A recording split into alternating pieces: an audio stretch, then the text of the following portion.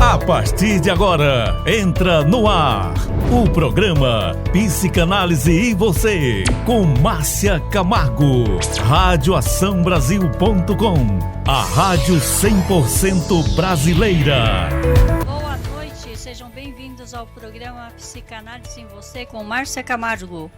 Estamos aqui hoje para falar de um assunto importante que vai mexer com a cabeça de todo mundo: a psicanálise e o Kaizen. Para quem é da área de administração, sabe que Kaizen significa melhora contínua. E o que a psicanálise JQuest tem que ver com a psicanálise? Boa pergunta. Boa noite, Jota. Boa noite a todos, boa noite, doutora. Boa noite aos ouvintes que estão acompanhando aí o nosso programa. Estamos transmitindo ao vivo e a cores pelo Rádio Ação Brasil, nas Pegadas de Jesus, SP em Notícia e Revista em Ação. E ao vivo e a cores pelo www.acãobrasil.tv e pelo nosso canal no YouTube. É só você digitar aí Rádio Ação Brasil, o programa Psicanálise Você ao vivo. Se inscreva no canal, dê o joinha, tá certo? E clique no sininho para chegar as notificações de todos os programas ao vivo. Vamos lá? Márcia Camargo no ar, psicanalista clínica e didata, grafóloga, grafoterapeuta, coach profissional. E hoje, Jota, vamos falar daquilo que mais nos interessa, principalmente para quem trabalha em empresa, ou como funcionário, ou como administrador. Quando a gente pensa em crescimento pessoal e profissional, a administração é uma ciência que direciona tanto a empresa como a nossa vida particular. Que se você for fazer uma análise, a sua vida particular tem muita coisa parecida com o que você faz na empresa, né? Sim. Tem horário, regras, normas, tem que cumprir, né? Porque senão alguém vai... A chefe lá na sua casa vai pegar no teu pé, né? Dona Rosângela? Com certeza. Então, quando pensamos em psicanálise, pessoal, apenas acreditamos que é só uma sessão de terapia para investigar o inconsciente e com a ajuda do paciente. Nós encontramos lá inúmeros problemas que estão recalcados, a gente até falou no primeiro programa, né, Jota, do recalcado, e incomodando a sua vida. De que maneira? Na edição anterior falamos da ferramenta SWOT, né, que é uma outra ferramenta que eu abordei num dos programas. E hoje a gente vai falar do Kaizen, é uma palavra japonesa. Então, antes da gente começar, Jota, eu vou explicar o que é o Kaizen. Kaizen em japonês, ele significa mudança para melhor. Faz sentido na tua vida, Jota? Sim. Você acha que a psicanálise é uma mudança para melhor? Eu acredito que ajude. Jota, não me enrola. Você tem uma prova viva lá em casa, Jota. Sim. Quanto que não mudou a pessoa lá? Verdade. Né? Ela deu uma virada de chave bacana, né? Sim, com certeza. Deu uma melhoria ali, né? Uma Sim. melhoria contínua. Na verdade, a filosofia da melhora contínua na vida geral, seja ela pessoal, familiar, social ou profissional, vem com os ensinamentos do professor Masaaki. Isso ocorre a partir do pressuposto que as pessoas podem melhorar continuamente o desenvolvimento das suas atividades. Ele fala que o trabalho coletivo deve prevalecer sobre o individual. Isso dentro da empresa, tá? Que o ser humano é visto como um dos bens mais valiosos de uma organização e que deve ser incentivado a direcionar o seu trabalho para metas compartilhadas na empresa, sem que deixe de atender às necessidades pessoais. Vamos lá, no Kaizen, a satisfação e responsabilidade são valores coletivos, ou seja, se eu trabalho em equipe, todos também têm que estar em perfeita harmonia, têm que estar de acordo com o objetivo da empresa para alcançar os melhores resultados. No Kaizen, satisfação e responsabilidade são valores coletivos. Para o professor Masaaki Imai, alguns mandamentos para a aplicação da filosofia em sua empresa. O desperdício deve ser eliminado, pois melhorias graduais devem ocorrer continuamente. Olha a palavra, continuamente, tá?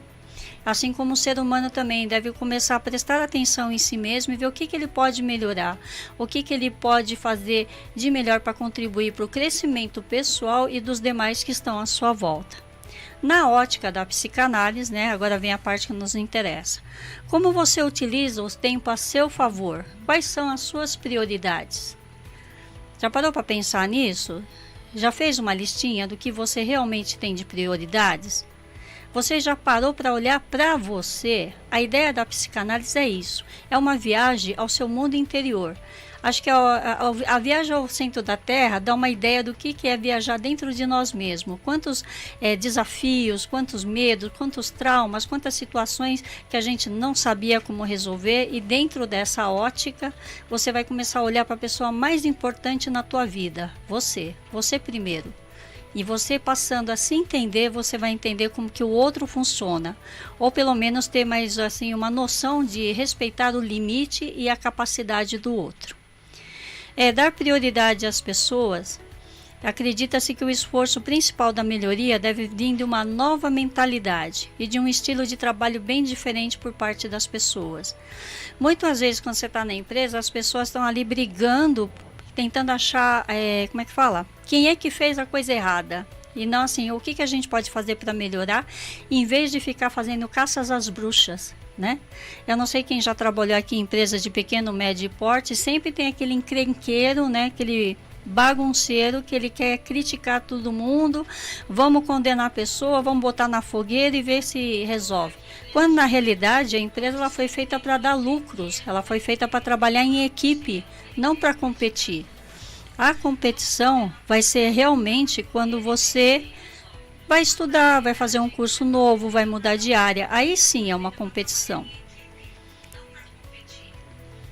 De acordo com a psicanálise, você realmente tem autoconhecimento, reconhece seus valores, percebe, compreende e pratica a empatia em relação ao próximo?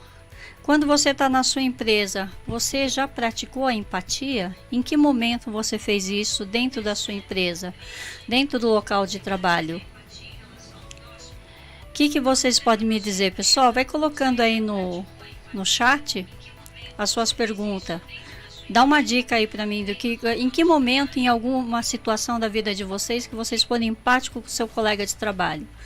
Ou você foi aquele inquisidor, não, vamos botar o cara para fora, o cara não presta, o cara é encrenqueiro, o cara é chato, vamos lá? Vamos pensar nisso? Quando o profissional começa a sua sessão de psicanálise, ele é convidado a fazer uma viagem para dentro do seu interior. E assim descobrir quais são as suas qualidades e defeitos. Lembre-se, pessoal, nós somos seres duais, tá? Então assim, nós temos tanto qualidade como os defeitos. Só que às vezes as qualidades elas são maiores do que os defeitos. E os defeitos podem ser trabalhados em sessão de análise e você melhorar por que você tem aquele defeito ou você copiou aquele defeito de alguém. Para que assim, você descobrindo isso, você vai melhorar, você vai construir o seu crescimento interno.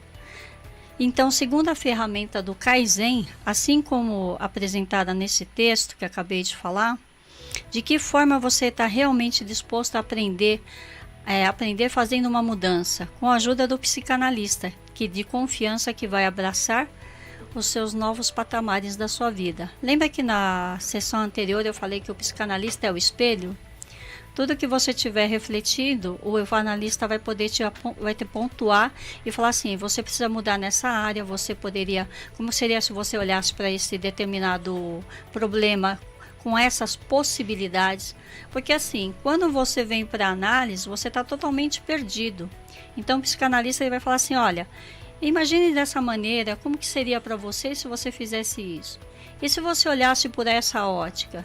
E se você compreendesse que o outro é o outro e você é você? Que ele não pode fazer aquilo que você deseja que ele faça porque ele não é você. Ele tem as suas características próximas. Isso a gente chama de autoconhecimento. É fundamental o ser humano hoje aprender e entender as dinâmicas da vida. O pessoal hoje vai muito no efeito manada, né? O famoso Maria vai com as outras. Um faz, outro copia. Outro faz, outro copia. Ou mais atualmente tecnológico, né, Jota? O copia e cola. Ctrl-C, Ctrl-V. Isso, Ctrl-Z, Ctrl-V. Então, o que acontece? O que você tem que fazer? É vencer esses obstáculos. E como você vence esse obstáculo? Trazendo, pontuando na sessão de psicanálise aquela situação que realmente te incomoda. Você fala assim, tá todo mundo reclamando que eu sou um chato, que eu só reclamo de tudo. Será que os outros não estão certos, Jota? Pode ser que sim, né? Se tem muitas pessoas falando a mesma coisa, É para você pensar e analisar, refletir. Exatamente, é para refletir mesmo. Para refletir. Então, agora, se são muitas pessoas que estão falando, falam assim, alguma coisa está errada com você, não é com o outro, né? E se você está num lugar onde todo mundo está te achando de chato, é porque você tem algo interno a ser melhorado. Por isso que o Kaizen, ele vem fazer um abraço aí com a psicanálise, que é a melhoria contínua. Ó, estão falando muito de você de um determinado assunto. Peraí, vou levar lá para terapia e vou ver se sou eu, se são os outros, se é o ambiente. Vamos lá, muito se falou na época de Daniel Goleman em inteligência emocional, né? Isso aí acho que foi em 1999, anos 2000, não me lembro exatamente. Só que o pessoal não entendia, Jota, que inteligência emocional é você conhecer a si mesmo primeiro, entender quem é você naquela situação. Como que você reage? Será que você reagiria que nem, meu pai falou que em tal situação eu devo fazer assim. Minha mãe falou em tal situação eu devo fazer assado. Tá, existe uma terceira, quarta, quinta variação que você pode resolver aquele problema? Você acha que sim, Jota? Sim, eu acho que sim. Então, como tudo na vida, né, a gente não pode ficar atrelada a uma única informação e um único aprendizado. A gente tem que expandir. Só que hoje, com a tecnologia da informação, as pessoas têm disponíveis, mas quem quer fazer? Dá trabalho. Dá trabalho. E falando um pouco ainda da inteligência emocional, né? Quantos conflitos internos e externos? Qual a sua bagagem de conhecimento a respeito desse assunto? Então eu recomendo, né, quem tiver a oportunidade e a vontade, né, porque dá trabalho, ler dá trabalho, analisar dá trabalho, fazer anotações dá trabalho. Leia lá Inteligência Emocional do Daniel Goleman ou qualquer outro livro que estejam relacionados a isso. Mas antes de tudo, uma diquinha, né, que a semana passada eu deixei a dica por último, hoje eu vou dar aqui no meio do programa. Para e pensa assim, peraí, aonde eu preciso melhorar? O que eu quero melhorar? Para quem e por que eu quero melhorar? São as 3 frases que você tem que fazer aí. Para quem não se lembrar das 3, depois volta aí um pouquinho o vídeo e ouve novamente. Confiança, o que você me fala de confiança? Jota, você confia em todo mundo? Não. Por quê? Não confio. Em ninguém? Não em todo mundo, né? Tem pessoas próximas que com certeza eu confio. Mas não confio em todo mundo. Já houve alguma vez na sua vida que alguém traiu a sua confiança? Sim. Como você se sentiu? Você se sente traído, né? E essa pessoa era uma pessoa nova, uma pessoa mais velha ou era da sua mesma idade? Uma pessoa mais velha. Então, na cabeça do Jota, todas as pessoas mais velhas não são confiáveis? Não. Eu sei separar. Ótimo, perfeito.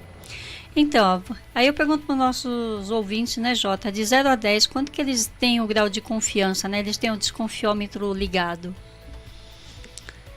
Olha para a sua vida, faz uma reflexão. Aquele negócio que eu falei a semana passada, retrasada, até num outro programa. Pega um papel e caneta, faça uma lista de momentos que você foi confiante.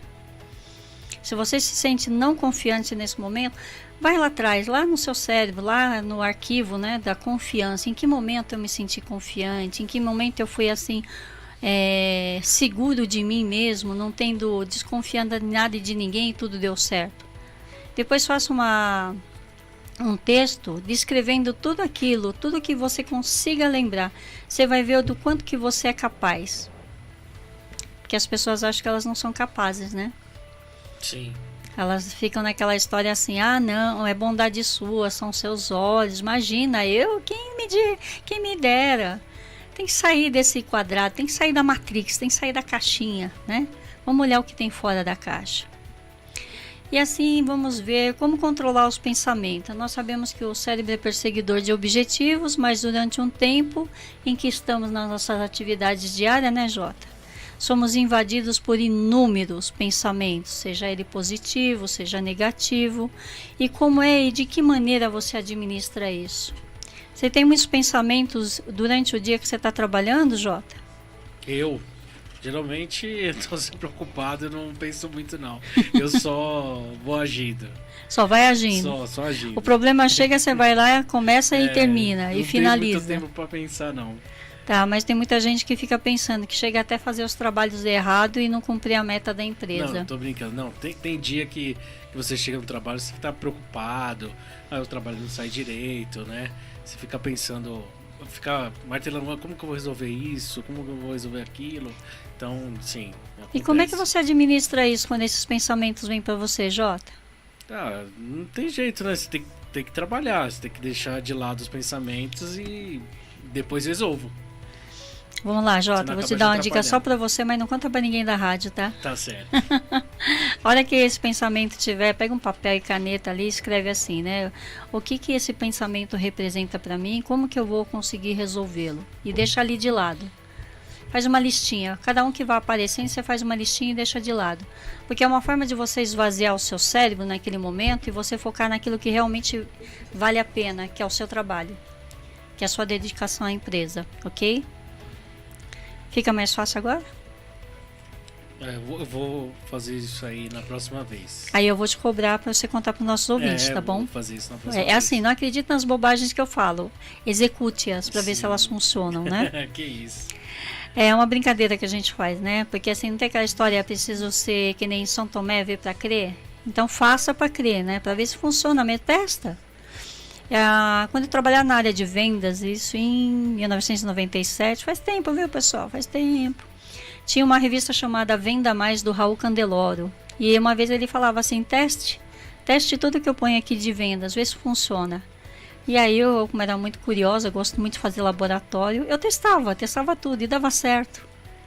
E aí hoje eu falo a mesma coisa. Não acredite, vai lá, faça, tira suas conclusões, né? Não faz no efeito manada, Maria vai com as outras.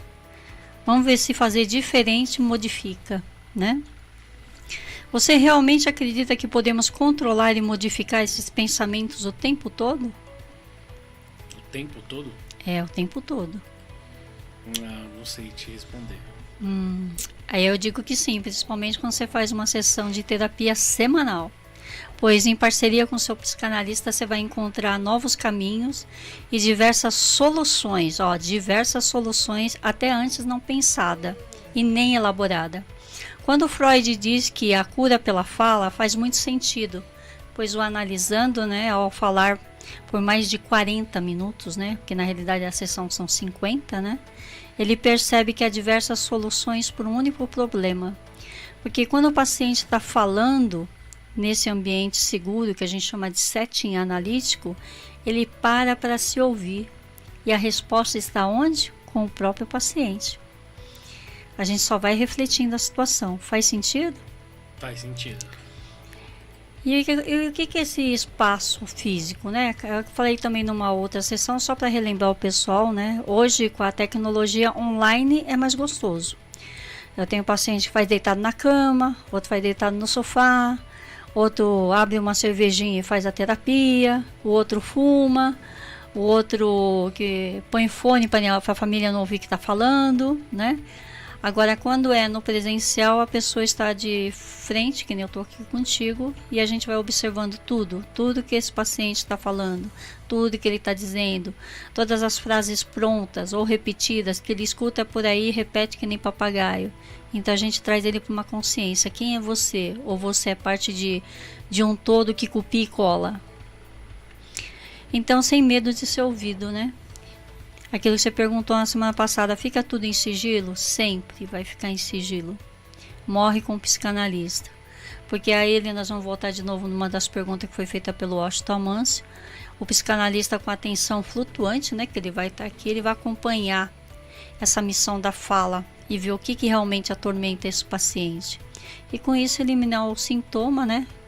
A ansiedade, a angústia e a tristeza. Então, Jota, vamos de vinheta?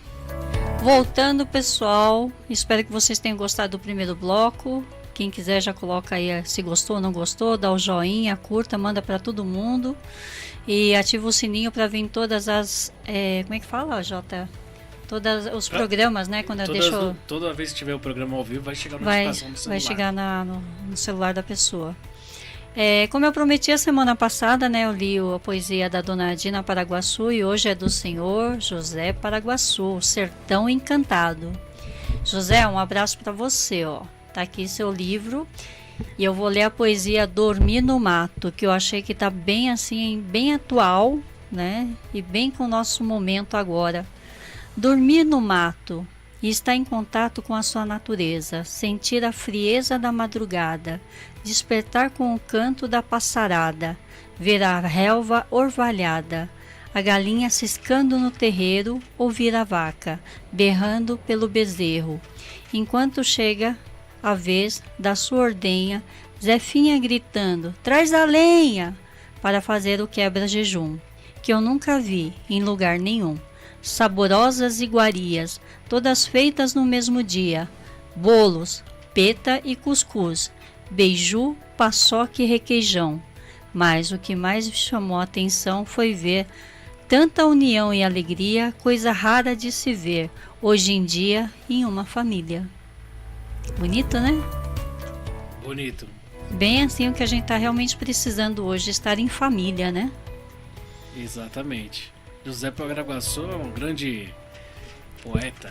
Ah, mas eu compositor. adorei o presente deles, tanto da Dina como do seu José Paraguaçu. E ele já tá ligado aqui no programa aqui, já mandou uma mensagem. Quando a senhora vem aqui conhecer o Piauí? Ah, em breve, em breve. De preferência quando tiver frio aqui. A pergunta vale também para minha prima Vera Lúcia. Arrastem o Calixto até aqui. Ah, pode deixar. Quer que eu leve ele amarrado? Eu amarro ele e a gente vai junto. Vai à força. Tem pergunta aí da Kátia, né? Temos aqui a Maura também escutando, tá aqui no chat, mandando uma boa noite. A Vera Lúcia, boa noite, bom programa. Obrigada. A Luísa Covos, também ligada aqui pelo YouTube, nosso canal no YouTube. E o Mundo de Helena Borges, sempre me decepcionam porque costumo confiar muito. Quando eu me decepciono, eu penso, não vou mais confiar. Mas passo o tempo e confio tudo de novo. Beijo, Márcia, sua Kátia. Nossa, doutora Kátia Balotin. Doutora Kátia, acho que nós já conversamos sobre isso, né? Antes de confiar, primeiro faz uma análise, vê quem é a pessoa, escuta mais, observa mais, veja as atitudes que ela tem, seja contigo ou seja com os demais, e assim você vai aprendendo a observar se vale a pena confiar ou não. Pode ser que essa questão da confiança em exagero pode ser parte da educação que você recebeu dos vossos pais, né? De repente eles também confiavam nas pessoas e na época dele o pessoal tinha um pouco mais de receio de pisar na bola, né? O pessoal mais antigo ele tinha o que a gente falava antigamente, que a palavra era dada como honra. Hoje não, hoje você fala e a pessoa não está nem aí. Se for mais antigo na história, que o Calixto não tá aqui, tá lá escondidinho. Era no fio do bigode, né? No fio do bigode. No fio do bigode. E hoje, para você sair confiando nas pessoas, você tem que primeiro deixar ela falar mais dela, observa mais o que ela diz. Aí eu vou entrar na velha frase lá do Freud, né? Que a Natália não tá aí, ela gosta dessa frase. Quanto mais Pedro fala de Paulo, sem mais de Pedro do que de Paulo. Deixa o outro falar, escuta mais. Vai ter muitas coisas que ele vai revelar falando dele mesmo ou dela mesmo por intermédio desta fala. Aí você começa a fazer as suas avaliações e ver se vale a pena ou não confiar, ou até que ponto, né, você pode confiar naquela pessoa.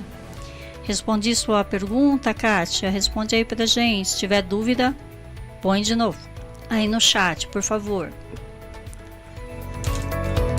É isso aí, se você quiser mandar pergunta aqui pro nosso programa Psicanálise Você pode mandar no WhatsApp 11 972 973 530 ou ligue aqui no telefone fixo e fale ao vivo com a doutora Márcia Camargo no 3951 9477. Vamos para mentira, J Quest? Mentira. Mentiras e mentiras. Como que a mentira pode atrapalhar o mundo de uma pessoa dentro da sua área profissional? Você acha que isso existe? Mentira no trabalho? Sim, eu acho que existe bastante. E a mentira vindo da própria família? Também existe. Eu vou trazer um caso aqui, que um fato ocorrido na infância pode afetar a vida profissional de uma pessoa, principalmente quando ela está atrelada a valores e códigos sociais a uma determinada cidade do interior. Gente, eu estou trazendo da cidade do interior, que é um caos, tá? Eu sou a psicanalista dos causos. E lá naquela cidade do interior, isso ficou muito marcado na cabeça dessa paciente.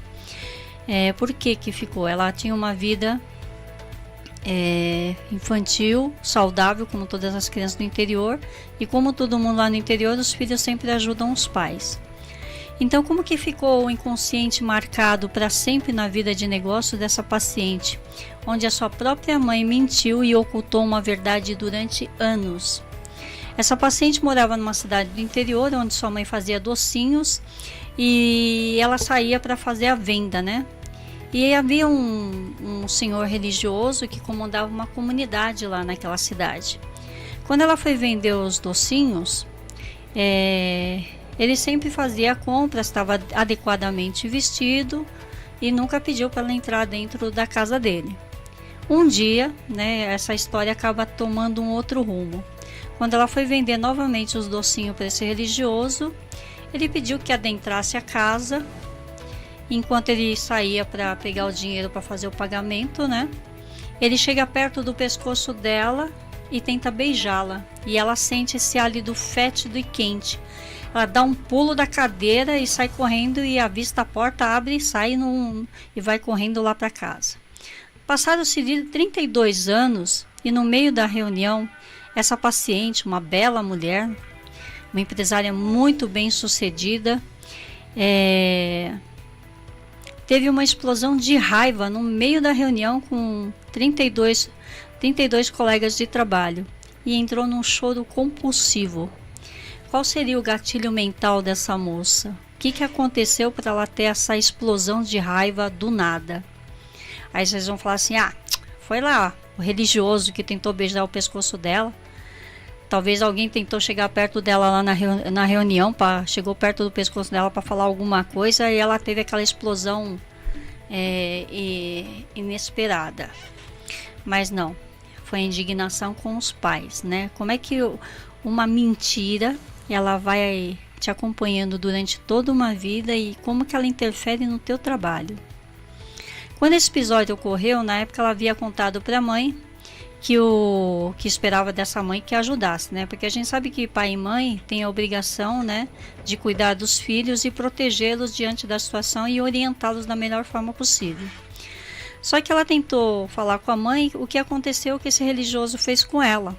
E ela se sentiu assim, esperando da mãe, né? Me ajuda, me socorre, faz alguma coisa por mim, tentando lidar com esse evento traumatizante. Sua mãe não acreditou na sua história e tentou acalmar a filha. Comentou que falaria com o pai dela e que daria um jeito na situação, mas como vocês podem perceber, isso não ocorreu. A mãe, com receio da filha falar, ser mal vista na pequena cidade lá do interior, envolvendo o religioso, nunca contou o que aconteceu ao pai da menina. Presta atenção nisso. A menina sempre perguntava à mãe se havia conversado com o pai a respeito do que aconteceu com o religioso. E como que ia ficar aquela situação? Ela estava esperando uma resposta dessa mãe, ela estava esperando uma ajuda dessa mãe, um socorro desse pai, uma proteção desse pai, e a mãe vinha sempre com evasivas, né? Não, depois eu falo, depois eu comento, fique em paz, depois eu vou falar de novo. A mãe sempre enrolando, né?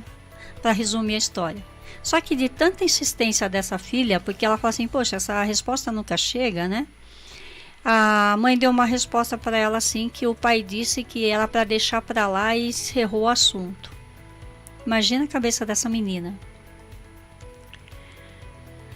Aí presta atenção, ouvintes. Aqui a mãe nunca falou do ocorrido ao marido, ao pai da paciente. Ou seja, esse pai nunca soube dessa história.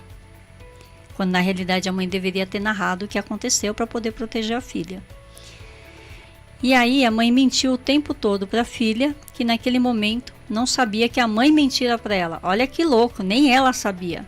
Pensa esse trauma incomodando-a durante 32 anos. É um tempo, né? Muito tempo. É muito tempo. Diante disso, ela muito decepcionada com seu pai, que ela considerava um herói, né, um forte amigo, um protetor, o cara mais justo do universo, tinha abandonado ela. Quando mais ela precisava dele. Olha como a mentira é um problema seríssimo. Gente, mentira, ela impacta na vida de qualquer ser humano, seja ou familiar ou na área empresarial. Só que assim, como ela não sabia que a mãe não havia contado, não narrou a história para o pai, ela ficou com raiva desse pai, né? Ela não confiou mais, falou, puxa vida, meu herói me abandonou. Perceberam como a falta com a verdade para com os filhos e o diálogo em família é importante? Jamais devemos desconsiderar uma queixa de uma criança. É necessário ouvi-la o tempo todo e posteriormente fazer uma averiguação dos fatos. Ah, o pessoal fala, a criança não mente. Tá, às vezes a criança não é que ela não mente, às vezes ela não sabe como narrar a história de um jeito que o adulto possa entender. Mas aí você pode fazer pequenas perguntas, você pode abordar, mas como aconteceu, de que forma, o que a pessoa fez, né? Como é que você está se sentindo? Ou pede para ela escrever, ou pede para ela desenhar, ou leva para um profissional especializado em crianças, que isso vai ajudar bastante. Mas jamais, gente, jamais deixe de ouvir o que uma criança tem para dizer. Preste atenção nos filhos de vocês. De repente eles estão com um comportamento estranho, às vezes estão se escondendo, às vezes eles brigam com todo mundo na escola. Alguma coisa está acontecendo com aquela criança que ninguém deu ouvidos. Hoje em dia se perdeu muito o vínculo familiar, a refeição em família, né? Apesar que tem algumas famílias que ainda fazem refeição, mas quem que está lá na refeição junto atrapalhando, né, o relacionamento interpessoal? Santo celular. Outra coisa que até eu comentei com você, né, Jota Quest, foi acho que no primeiro programa, jogos de tabuleiro. Sim, sim. Né? Se perdeu essa coisa de você sentar e ter na sua casa essa confraternização e jogar esses jogos de tabuleiro, como que é o Banco Imobiliário, aquele War. Isso, tem um monte, né? Que mais também tem o Detetive.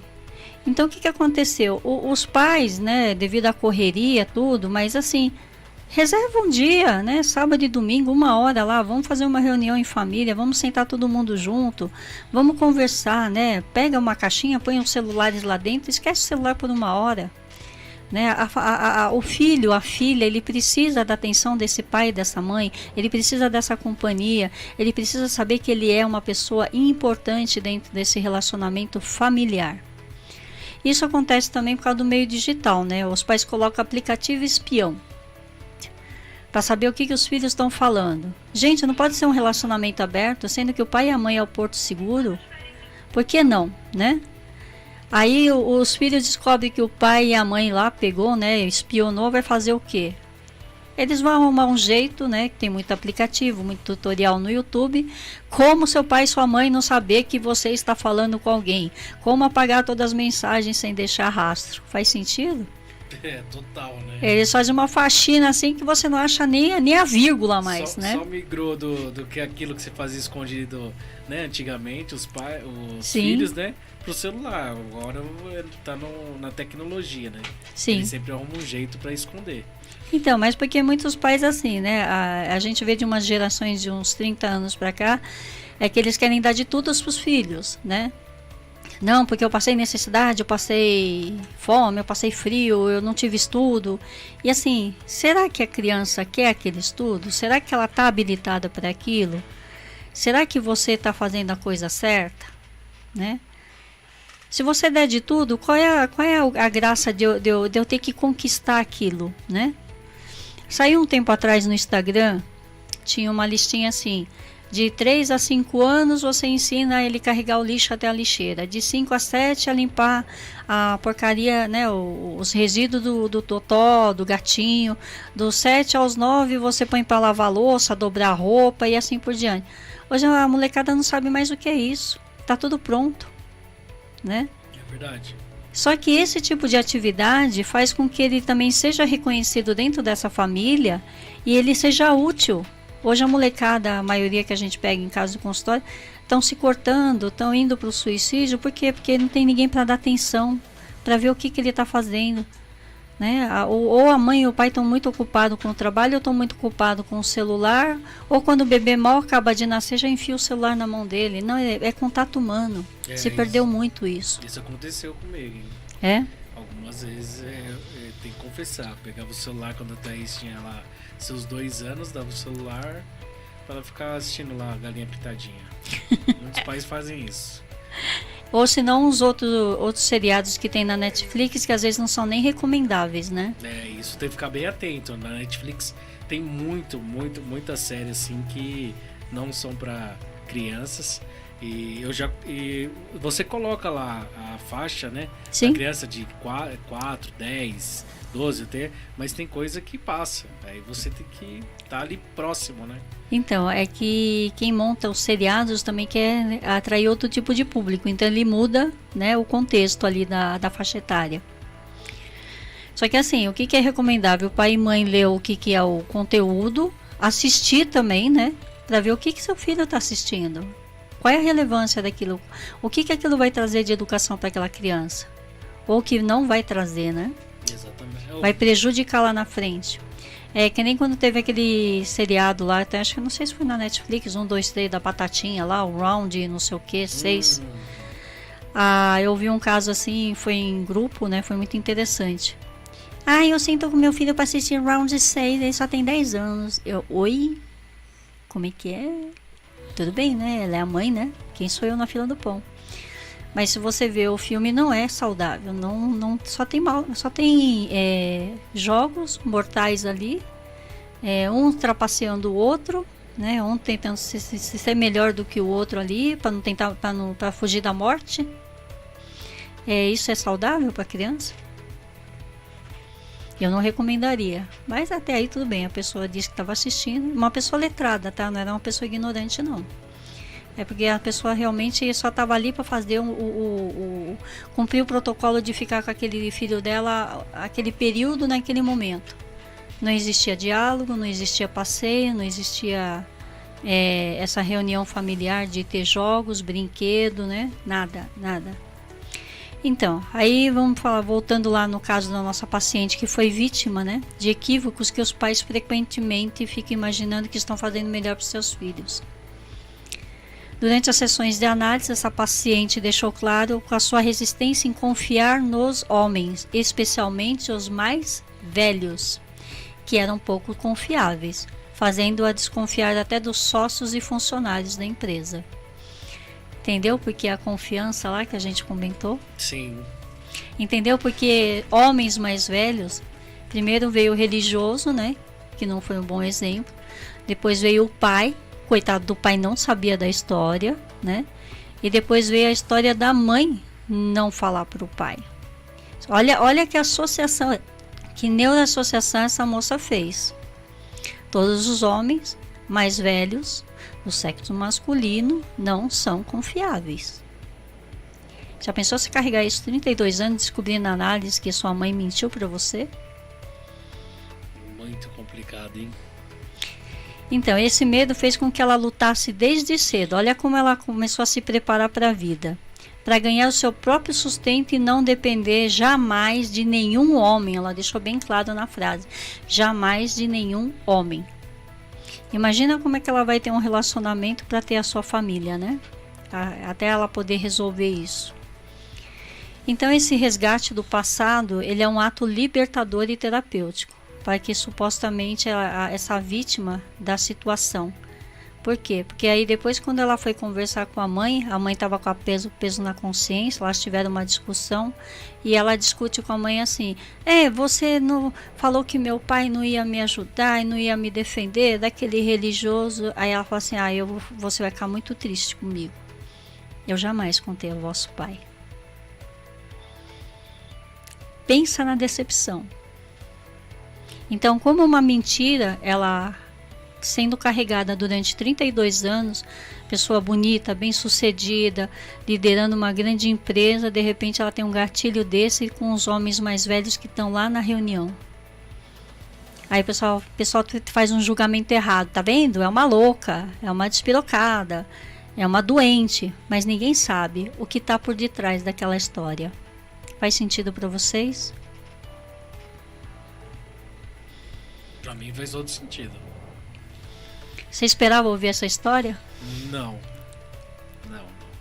De verdade não. Mentira realmente tem perna curta, né? Sim, só que a perna dela demorou 32, né? Quer dizer, a consciência. Impactou muito na vida dela, né? Principalmente no profissional. Tanto que ela ainda não se casou, tá? Porque agora ela está trabalhando, como é que ela vai aceitar esse modelo masculino, ou como que ela vai ter que conversar com esse futuro namorado, marido aí, de manter relacionamento aberto, diálogo, né? O que a gente pega muito nos casais hoje é que ninguém conversa. Agora, se ataca bastante, né? Mas não, vamos conversar, sem julgamento, sem crítica, sem xingamento. Ouve o outro, depois espera o outro responder, depois você fala e o outro vai esperar você responder. Então, queridos ouvintes, faça uma reflexão, procure aí na sua memória alguém que na sua vida teve as mesmas atitudes desse paciente. Talvez ou provavelmente essa pessoa pode ter vivido uma situação muito semelhante à história dessa paciente aqui de uma cidade do interior, que pode acontecer em qualquer cidade, em qualquer país, tá? Somos seres humanos. Então pense nisso, faça uma reflexão, anote e depois releia e perceba se faz sentido. Quer um conselho? Quer conselho, J Quest? Conselho, como dizia minha avó, conselho bom não se dá, se vende? Não se dá, se vende, né? Ah, mas aqui na Radiação Brasil a gente é camarada, a gente dá conselho e dá dica. Faça terapia online no conforto da sua casa. Eu sou Márcia Camargo, psicanalista clínica. Meu telefone é o 11 965 860703. É isso aí. Por hoje é só, J Quest. Pode repetir, doutor. Posso. Márcia Camargo, telefone 11 965 860703. Espero contar com todo mundo no próximo programa. Acabamos de apresentar o programa Psicanálise e Você, na radioaçãobrasil.com, a rádio 100% brasileira. www.radioaçãobrasil.com